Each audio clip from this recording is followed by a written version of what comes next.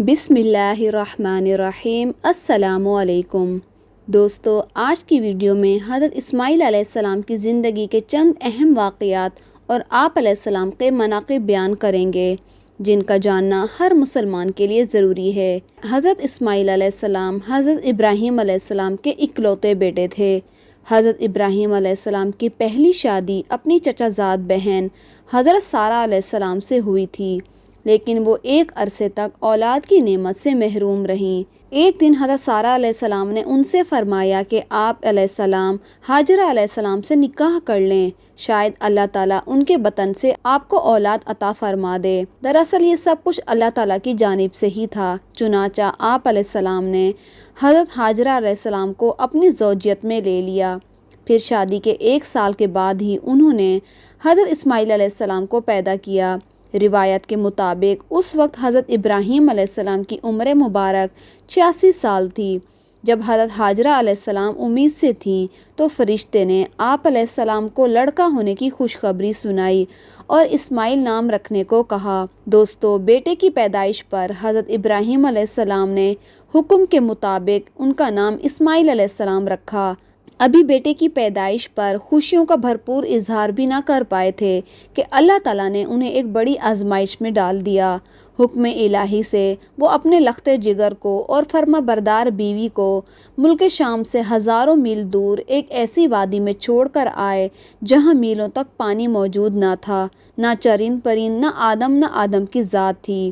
سوچیے کہ وادی فرحان کے سنگلاق پہاڑوں میں تپتے صحرا کی ایک بوڑھے درخت کے نیچے اللہ کی ایک نیک اور برگزیدہ بندی اپنے نومولود بیٹے کے ساتھ چند روز وہاں قیام پذیر رہیں۔ جو کچھ ساتھ لائی تھی سب کچھ ختم ہو چکا تھا۔ ماں بیٹا دونوں بھوک اور پیاس سے بے حال تھے۔ ماں کو اپنی فکر تو نہیں تھی، لیکن بھوکے پیاسے بچے کے لیے وہ بے چین تھیں۔ ممتا کی تڑپ فطری امر ہوتی ہے، لیکن وہ ایسی جگہ پر موجود تھیں جو صحرا تھا، جہاں پر پانی کا نام و نشان نہ تھا۔ لخت جگر کی شدت پیاس میں اضافہ ہوتا جا رہا تھا۔ ممتا کی ماری ماں کی بے قراری بڑھتی جا رہی تھی۔ اسی حالت اضطراب میں قریب واقع پہاڑی صفا پر چڑھیں کہ شاید کسی انسان یا پانی کا کوئی نشان مل جائے، لیکن بے سود تھا۔ تڑپتے دل کے ساتھ بھاگتے ہوئے دوسری پہاڑی مروا پر چڑھیں، لیکن بے فائدہ۔ اسی طرح دونوں پہاڑیوں کے درمیان پانی کی تلاش میں 7 چکر مکمل کر چکی تھیں۔ ادھر اللہ تعالیٰ نے حضرت جبرائیل امین کے ذریعے شیرخوار اسماعیل علیہ السلام کے قدموں تلے دنیا کے سب سے متبرک اور پاکیزہ پانی کا چشمہ جاری کر کے رہتی دنیا تک کے لیے یہ پیغام دے دیا کہ اللہ پر توکل کرنے والے صابر شاکر بندوں کو ایسے ہی پیش قیمتی انعامات سے نوازا جاتا ہے۔ حضرت عبداللہ بن عباس کی روایت بھی ہے کہ رسول صلی اللہ علیہ وآلہ وسلم نے فرمایا کہ اللہ پاک حضرت اسماعیل علیہ السلام کی والدہ پر رحمت فرمائے۔ اگر وہ پانی سے چلو نہ بھرتیں اور اسے روکنے کے لیے نہ کہتیں تو وہ ایک بہتا ہوا چشمہ ہوتا۔ یاد رہے کہ آب زمزم غذا بھی ہے اور شفا بھی ہے، دوا بھی ہے اور دعا بھی ہے۔ یوں اللہ تعالیٰ نے نہ صرف ماں بیٹے کے لیے بہترین غذا کا بندوبست کیا، بلکہ تا قیامت مسلمانوں کے لیے فیض یاب ہونے کا وسیلہ بھی بنا دیا۔ دوستو، منشاء الہی کے پیش نظر حضرت ہاجرہ علیہ السلام اپنے صاحبزادے کے ساتھ وہیں رہ رہی تھیں۔ ایک روز عرب کے قبیلہ بنو جرم کے کچھ لوگوں کا یہاں سے گزر ہوا تو حضرت ہاجرہ علیہ السلام کی اجازت سے وہ وہاں رہائش پذیر ہو گئے۔ پھر دوسرے قبائل بھی وہاں پر آ کر آباد ہو گئے۔ یوں دیکھتے ہی دیکھتے وہ سنسان صحرا دنیا کا سب سے مقدس اور معتبر عظیم شہر مکہ مکرمہ میں تبدیل ہو گیا، اور یہ سب اللہ تعالیٰ کے نبی حضرت اسماعیل علیہ السلام کی برکت سے ہوا تھا، جن کی ایڑیوں سے اللہ تعالیٰ نے زمزم کا پانی جاری فرمایا۔ البتہ حضرت ہاجرہ علیہ السلام نے بیٹے کی پرورش اور تعلیم و تربیت پر خصوصی توجہ دی۔ 13 سال کا طویل عرصہ جیسے پلک جھپکتے ہی گزر گیا۔ حضرت اسماعیل علیہ السلام مکہ کی مقدس فضاؤں میں آب زمزم پی کر اور صابر و شاکر عظیم ماں کے آغوش میں تربیت پا کر جوان ہو گئے اور اپنی بہترین صلاحیتوں کے مالک خوبصورت نوجوان کا روپ دھار چکے تھے۔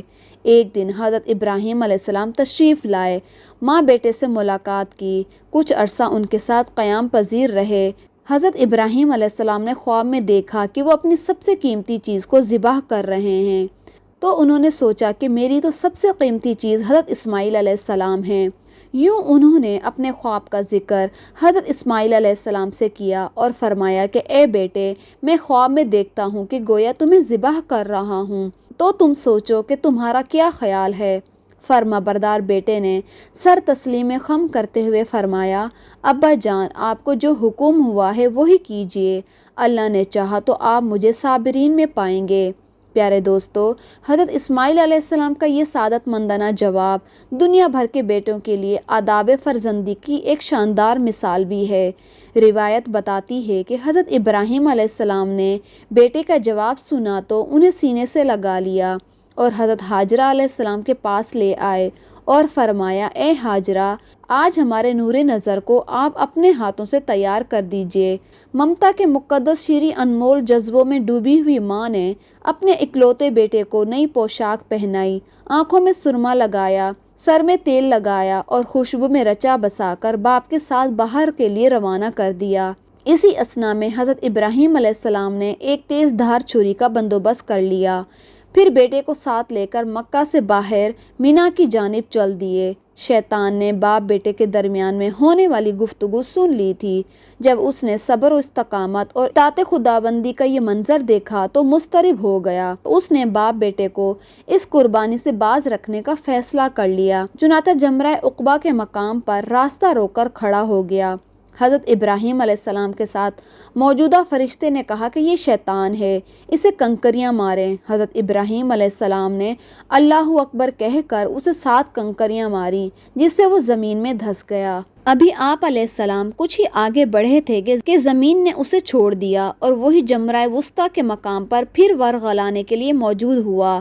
حضرت ابراہیم علیہ السلام نے دوبارہ کنکریاں ماری تو وہ پھر سے زمین میں دھس گیا، لیکن آپ علیہ السلام کچھ آگے بڑھے ہی تھے کہ وہ جمرہ اولا کے مقام پر پھر موجود ہوا۔ حضرت ابراہیم علیہ السلام نے تیسری بار اللہ اکبر کہہ کر کنکریاں ماری تو وہ زمین میں دھس گیا۔ پیارے دوستو، اللہ تعالیٰ کو حضرت ابراہیم علیہ السلام کا شیطان کو کنکریاں مارنے کا عمل اس قدر پسند آیا کہ اسے رہتی دنیا تک کے لیے حج کے واجبات میں شامل فرما دیا۔ البتہ شیطان اپنی ناکامی پر بڑا پریشان تھا۔ 3 مرتبہ کی کنکریوں نے اس کے جسم کو زخمیوں سے چور کر دیا تھا۔ اچانک اسے نئی چال سوجی اور وہ عورت کا بھیس بدل کر بھاگم بھاگ حضرت حاجرہ علیہ السلام کی خدمت میں حاضر ہوا اور بولا، اے اسماعیل کی ماں، تمہیں علم ہے کہ ابراہیم علیہ السلام تمہارے لخت جگر کو کہاں لے کے گئے ہیں؟ حضرت حاجرہ علیہ السلام نے فرمایا کہ ہاں، وہ باہر گئے ہیں، شاید کسی دوست سے ملنے گئے ہیں۔ شیطان نے اپنے سر پر ہاتھ مارتے ہوئے کہا کہ وہ تمہارے بیٹے کو ذبح کرنے کے لیے وادی مینا میں لے گئے ہیں۔ حضرت حاجرہ علیہ السلام نے حیرت اور تعجب کا اظہار کرتے ہوئے فرمایا کہ یہ کیسے ممکن ہے کہ ایک شفیق اور مہربان باپ اپنے چہیتے اور اکلوتے بیٹے کو ذبح کر دے۔ اس موقع پر بے ساختہ شیطان کے منہ سے نکلا کہ یہ سب اللہ کے حکم پر کر رہے ہیں۔ یہ سب سن کر صبر و شکر اور اطاعت و فرما بردار کی پے کر اللہ کی برگزیدہ بندی نے فرمایا، اگر یہ اللہ تعالیٰ کا حکم ہے تو ایک اسماعیل کیا، اس کے حکم پر 100 اسماعیل قربان ہیں۔ دوستو، روایتوں میں آتا ہے شیطان یہاں سے نامراد ہو کر واپس مینا کی طرف پلٹا، لیکن وہاں کا ایمان افروز منظر دیکھ کر اپنے سر پر خاک ڈالنے لگا اور چہرہ پیٹنے پر مجبور ہو گیا۔ وادی مینا کے سیاہ پہاڑ، نیلے شفاف آسمان پر روشن آگ برستا سورج، فلک پر موجود تسبیح و تہلیل میں مصروف فرشتے اللہ کی راہ میں اپنے متاع عزیز کی قربانی کا عقل کو حیران کر دینے والا منظر دیکھ چکے تھے۔ مکہ سے آنے والی گرم ہوائیں بھی مینا کی فضاؤں میں موجودہ عبادت اور اطاعت، تسلیم رضا اور صبر و شکر کی ایک عظیم داستان رقم کر چکی تھی۔ روایتوں میں آتا ہے کہ حضرت ابراہیم علیہ السلام نے حضرت اسماعیل علیہ السلام کو لیٹنے کی ہدایت کی تو حضرت اسماعیل علیہ السلام نے فرمایا، ابا جان، میں پیشانی کے بل لیٹتا ہوں تاکہ آپ علیہ السلام کا چہرہ مجھے نظر نہ آئے، اور آپ علیہ السلام بھی اپنی آنکھوں پر پٹی باندھ لیں تاکہ جب آپ علیہ السلام مجھے ذبح کر رہے ہوں تو آپ کی شفقت امر الہی پر غالب نہ آ جائے۔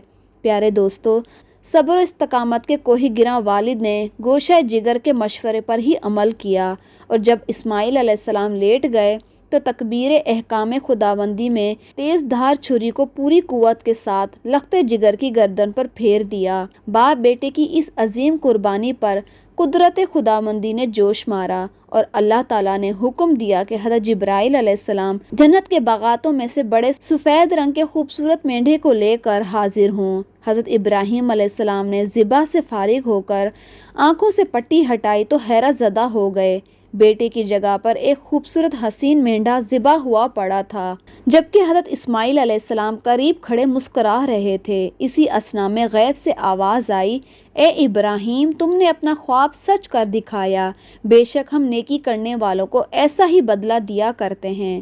عزیز دوستو، حضرت ابراہیم علیہ السلام اور حضرت اسماعیل علیہ السلام کے اس بے مثال جذبہ ایثار اطاعت اور فرما برداری اور جرأت اور استقامت تسلیم رضا اور صبر و شکر کی اس تصدیق کے بعد اللہ تعالیٰ نے قرآن پاک میں یہ فرمایا ہے، ہم نے اسماعیل کی عظیم قربانی پر ان کا فدیہ دے دیا۔ اللہ رب العزت کو اپنے دونوں برگزیدہ اور جلیل القدر بندوں کی یہ ادا اس قدر پسند آئی کہ اسے اطاعت عبادت اور قربت الہی کا ذریعہ قرار دیتے ہوئے قیامت تک کے لیے حکم جاری فرما دیا۔ پیارے دوستو، روایتوں میں آتا ہے کہ ابھی اسماعیل علیہ السلام 15 برس کے ہی ہوئے تھے کہ والدہ ماجدہ وفات پا گئیں۔ والدہ کی جدائی کا آپ علیہ السلام کو بڑا صدمہ ہوا۔ آپ اکیلے رہ گئے تھے، چنانچہ والد کے پاس ملک شام جانے کا ارادہ فرما لیا، لیکن قبیلے اور شہر کے لوگوں کو آپ علیہ السلام کی جدائی برداشت نہ تھی، لہٰذا قبیلے والوں نے آپ علیہ السلام کا نکاح قبیلے کی ایک لڑکی امارہ بن سعید سے کر دیا۔ ایک مرتبہ حضرت ابراہیم علیہ السلام ان سے ملنے آئے تو حضرت اسماعیل علیہ السلام گھر پر موجود نہ تھے۔ ان کی اہلیہ کا رویہ انتہائی نامناسب تھا تو وہ بیٹے کو اس خاتون سے علیحدگی اختیار کرنے کا پیغام دے کر چلے گئے، اور اسماعیل علیہ السلام نے والد کی نصیحت پر عمل کیا۔ پھر قبیلے کے لوگوں نے آپ علیہ السلام کی شادی قبیلہ جرم کی خاتون سعیدہ بنت مزاج سے کر دی۔ حضرت ابراہیم علیہ السلام کچھ عرصے کے بعد پھر تشریف لائے۔ حضرت اسماعیل علیہ السلام اس وقت گھر پر موجود نہ تھے، لیکن ان کی بیوی کی سعادت مندی، شکر گزاری اور فرما برداری کی بنا پر ان سے بہت خوش ہوئے۔ یاد رہے کہ حضرت اسماعیل علیہ السلام نے خانہ کعبہ کی تعمیر کے دوران اپنے والد کے شانہ بشانہ کام کیا۔ آپ علیہ السلام پتھر اور گارا والد کو دیتے جاتے اور وہ انہیں دیوار پر چنتے جاتے۔ روایتوں میں ہے کہ خانہ کعبہ کی دیواروں میں جو پتھر استعمال ہوا تھا اسے حضرت اسماعیل علیہ السلام نے 5 پہاڑوں سے جمع کیا تھا، جن کے نام کتابوں میں کچھ اس طرح سے ہیں: طور سینا، طور لبنان، طور جودی اور طور ہرا۔ حضرت اسماعیل علیہ السلام نے ان 4 یا 5 پہاڑوں سے پتھر جمع کیے تھے۔ حضرت اسماعیل علیہ السلام حضرت جبرائیل علیہ السلام کی نشاندہی پر جبل ابو قبیس سے حجر اسود لے کر آئے تھے، جو جنت کا یاقوت ہے۔ سورہ بقرہ کی آیت نمبر 127 میں اللہ تعالیٰ فرماتے ہیں، اور جب ابراہیم اور اسماعیل بیت اللہ کی بنیادیں اونچی کر رہے تھے اور دعا کرتے تھے، اے ہمارے پروردگار، ہماری یہ خدمت قبول فرما، بے شک تو سننے والا اور جاننے والا ہے۔ عزیز دوستو، خانہ کعبہ کا پہلا متولی ہونے کا اعزاز بھی حضرت اسماعیل علیہ السلام کو حاصل ہے، کیونکہ تعمیر مکمل ہونے کے بعد حضرت ابراہیم علیہ السلام خانہ کعبہ کی صفائی، امامت اور آنے والے زائرین کی خدمت سمیت تمام کام حضرت اسماعیل علیہ السلام کے سپرد کر کے شام کی طرف روانہ ہو گئے اور ان کو نصیحت اور ہدایت کی اور بیت اللہ شریف کا متولی مقرر فرمایا۔ پھر آپ علیہ السلام خود واپس ملک شام چلے گئے۔ حضرت اسماعیل علیہ السلام کی وفات کے بعد آپ علیہ السلام کے بیٹے نابت بن اسماعیل علیہ السلام نے کعبے کی متولی کا کام سنبھالا۔ اسی طرح اسماعیل علیہ السلام کو نبوت بھی حاصل ہوئی۔ اللہ تعالیٰ نے حضرت اسماعیل علیہ السلام کو حجاز مقدس اور اس کے آس پاس کے تمام آبادی نیز قبیلہ جرم اور قبیلہ امالی اور اہل یمن کی طرف نبی بنا کر بھیجا۔ دوستو، یاد رہے کہ حضرت اسماعیل علیہ السلام ہمارے پیارے نبی حضرت محمد صلی اللہ علیہ وآلہ وسلم کے جد اعلیٰ ہیں۔ پیارے دوستو، بات کی جائے آپ علیہ السلام کی اوصاف حمیدہ کی تو قرآن مجید میں حضرت اسماعیل علیہ السلام کے دین اوصاف نہایت صراحت کے ساتھ بیان کیے گئے ہیں۔ ایک یہ کہ انہوں نے تعمیر کعبہ کے دوران اپنے والد حضرت ابراہیم علیہ السلام کے شانہ بشانہ شریک رہے۔ نمبر 2 کہ بڑے پکے اور سچے انسان تھے۔